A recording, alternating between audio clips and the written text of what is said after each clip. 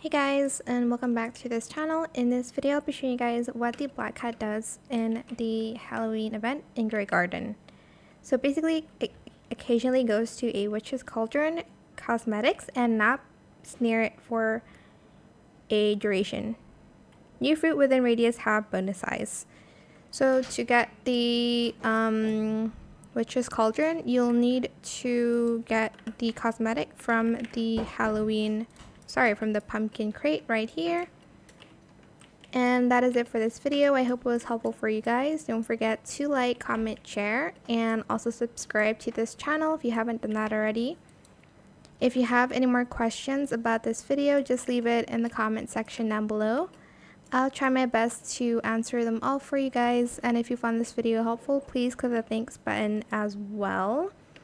You get it by hatching the spooky egg though. So yeah, that's what the black cat does.